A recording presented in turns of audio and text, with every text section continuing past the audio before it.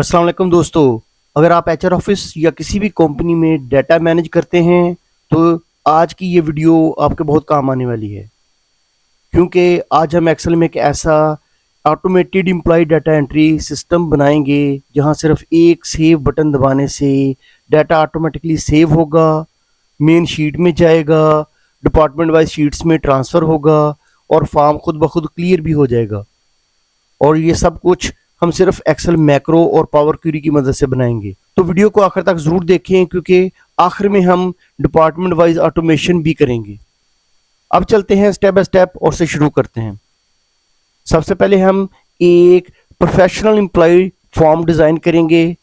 मैंने labels create किए हैं, इनपुट बॉक्सेस बनाए हैं और सेव और कैंसिल बटन्स ऐड किए हैं। आप अपनी मर्ज़ी के मुताबिक इसका डिज़ाइन चेंज कर सकते हैं। असल मैजिक ऑटोमेशन में है, जो अब हम शुरू करने वाले हैं।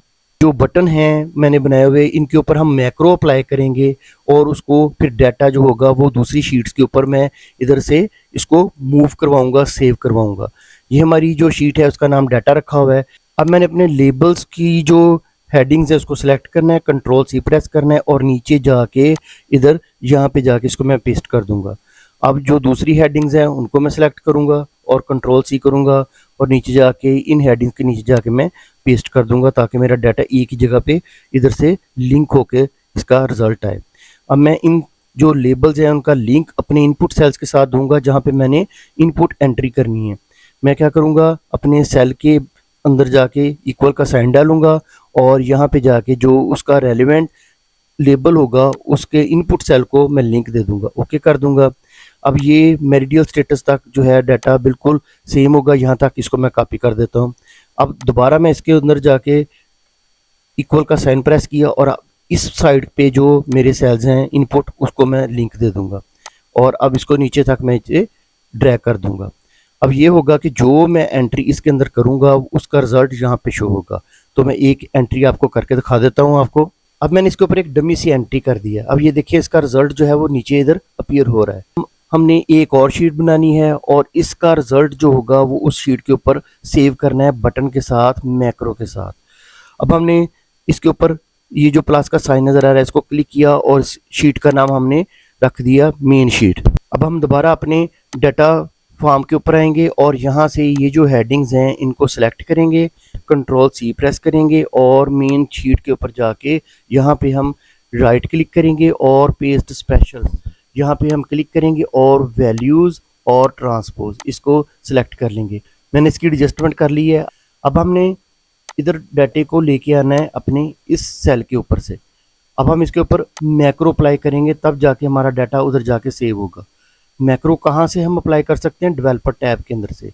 अगर आपके डेवलपर टैब इधर शो नहीं हो रहा तो रिबन के ऊपर कहीं भी आप राइट क्लिक करें, कस्टमाइज द रिबन इसको सिलेक्ट करें।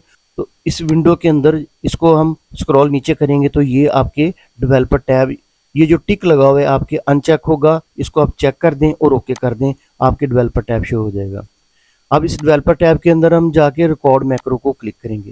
रिकॉर्ड मैक्रो के अंदर ये देखें इसका नाम है, हम नाम कोई भी सा भी रख सकते हैं और इसके अंदर स्पेस नहीं होनी चाहिए और हम इसको इस वर्कबुक के ऊपर सेव करेंगे और डिस्क्रिप्शन भी दे सकते हैं।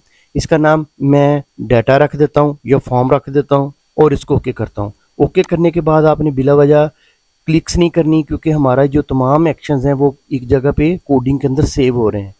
अब हमने क्या करना है कि अपनी जो इनपुट सेल्स थे जो लिंक लगाया हुआ था उनको सेलेक्ट करूंगा, मैं कंट्रोल सी प्रेस करूंगा और इसको नीचे जाके यहाँ पे राइट क्लिक करूंगा, पेस्ट स्पेशल और यहाँ से वैल्यू और ट्रांसपोज ये कर दूंगा। ये डाटा जो इधर शो हो जाएगा।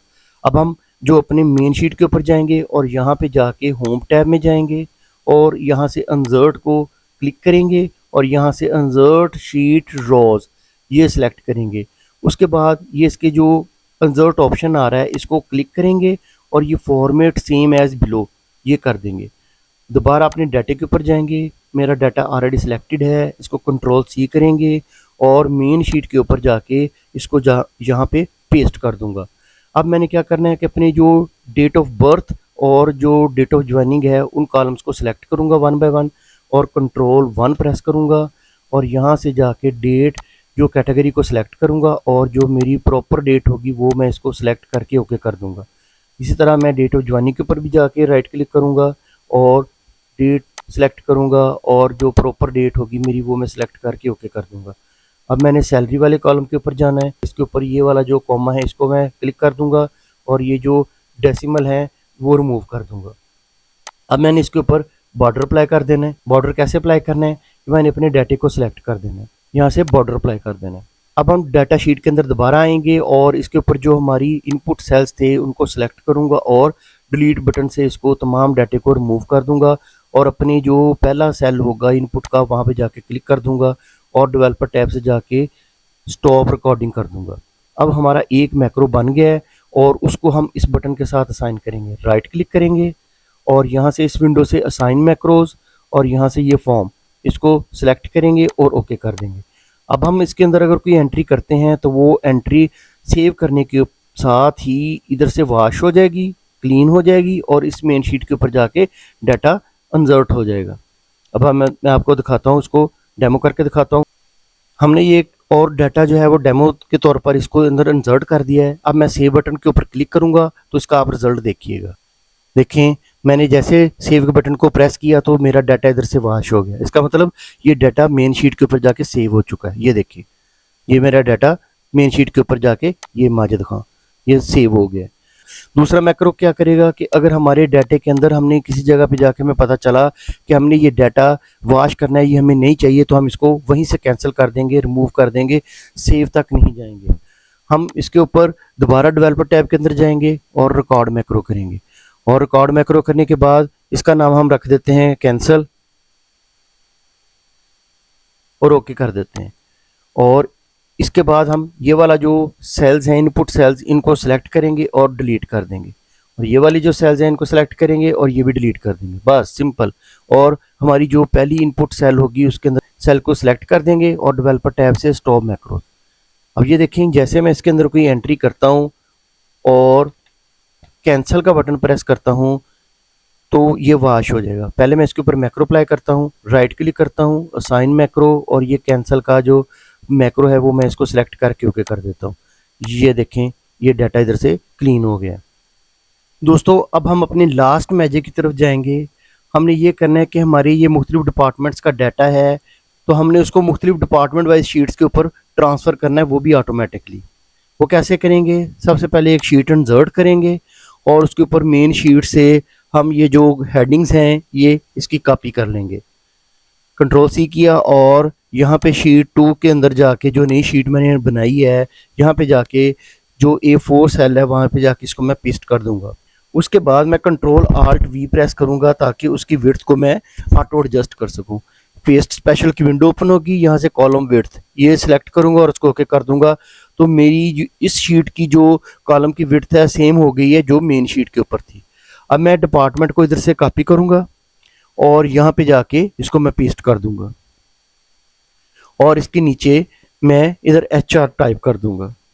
अब अपनी मेन शीट के ऊपर आऊँगा। अपनी मेन शीट को डायनामिक बनाने के लिए मैं इसको इंसर्ट टैब को प्रेस करके टेबल में कन्वर्ट करूँगा या कंट्रोल T प्रेस करूँगा, तब भी मेरी जो शीट है वो टेबल में कन्वर्ट हो जाएगी। माई टेबल हैज़ हेडर्स, इसको चेक लगा रहने दूंगा और उसको ओके कर दूंगा और अपने टेबल का जो नाम है वो मैं इधर मेन रख लेता हूँ और इसको एंटर कर देता हूँ। अब मेरी ये जो शीट है जिसके ऊपर डाटा इधर से सेव होकर ट्रांसफ़र हो रहा है वो टेबल में कन्वर्ट हो चुका है। अब मैं अपनी जो शीट है जिसके ऊपर मैंने HR का डाटा इधर निकालना है वो क्या करूँगा, यहाँ पे मैं फ़िल्टर का फंक्शन अप्लाई करूँगा और मेन शीट के ऊपर जाकर अपनी जो हेडिंग्स हैं उसके नीचे जहाँ से नेम शुरू हो रहे हैं उस जगह से लेकर अपने तमाम डाटे की रेंज को मैं सिलेक्ट कर लूँगा, कॉमा डालूंगा और उसके बाद ये डिपार्टमेंट्स जो हैं लिखे हुए इसको ये ऊपर हेडिंग के ऊपर कर्सर लेके जाऊंगा तो उसकी शेप जो है वो डाउन ब्लैक एरो में कन्वर्ट हो जाएगी। इसको क्लिक कर दूंगा और इक्वल का साइन डालूंगा। इक्वल का साइन मतलब उसको कौन सी फील्ड को हमने पैरामीटर लेना है। शीट 2 के ऊपर दोबारा जाऊंगा और HR को क्लिक करके इसकी ब्रैकेट क्लोज करके एंटर कर दूंगा। तो अब देखें ये HR का डाटा इधर हमारे जो रिजल्ट आ गया है। अब अगर इसके ऊपर मैं सेल्स टाइप करता हूं तो देखिएगा इसका डाटा सेल्स में कन्वर्ट हो जाएगा। अब हम इस शीट का नाम भी HR रख देते हैं और यहाँ पे भी हम जो हेडिंग है वो HR रख देते हैं। अब इस शीट को मैं कंट्रोल बटन प्रेस करके माउस से ड्रैग एंड और आगे नेक्स्ट इसको ड्रॉप कर दूंगा तो उसकी एक कॉपी बन जाएगी। इसको फिर दोबारा मैं ऐसे करूंगा। इस शीट का नाम मैं सेल्स रख देता हूँ और इस शीट का नाम मैं प्रोडक्शन रख देता हूँ। अब इस शीट का जो इधर नेम है वो भी मैं प्रोडक्शन टाइप कर देता हूँ और देखिएगा साथ ही नीचे जो डाटा वो भी ऑटोमेटिकली अपडेट हो जाएगा। सेल वाली शीट के ऊपर जाके इसका नाम मैं सेल रख देता हूँ और एंटर करता हूँ तो देखिए हमारे सेल का डाटा भी इधर शो होना शुरू हो गया। इस तरह जितनी आपके पास मेन शीट के अंदर डिपार्टमेंट्स हैं उतनी आप शीट्स बना के उनके नाम ऊपर से चेंज करते जाएंगे तो आपकी शीट्स ऑटो अपडेट होती जाएंगी। तो जैसे ही हम अपने फॉर्म के ऊपर अपना डाटा नया कोई इंसर्ट करेंगे तो उसका जो डाटा होगा वो मेन शीट के ऊपर इधर रिजल्ट आएगा और वो ऑटोमेटिकली इन शीट्स के ऊपर जो मैंने शीट्स बनाई हुई हैं, आप अपनी मर्जी से जितनी डिपार्टमेंट्स की शीट्स हैं उतनी शीट्स बना सकते हैं तो उसके ऊपर डाटा ऑटोमेटिकली ट्रांसफ़र हो जाएगा। और सबसे इंपॉर्टेंट बात यह है कि जब हमने इस फाइल को सेव करना है तो सेव एज इनेबल मैक्रो वाली जो टाइप है उसके अंदर इसको हमने सेव करना है, ये सेकंड वाली जो टाइप है, और उसको जहाँ पे हमने पाथ दिया उसको जाके वहाँ पे सेव कर देंगे। तो उससे ये होगा कि जब हम दोबारा इसको ओपन करेंगे इसके ऊपर मैक्रोज लगे हुए हैं तो उसको डिसेबल मैक्रो का इधर हमें एरर शो नहीं होगा। उम्मीद है कि आपको मेरी वीडियो पसंद आई होगी। इसको लाइक कीजिएगा, शेयर कीजिएगा और सब्सक्राइब कीजिएगा। खुदा हाफिज़।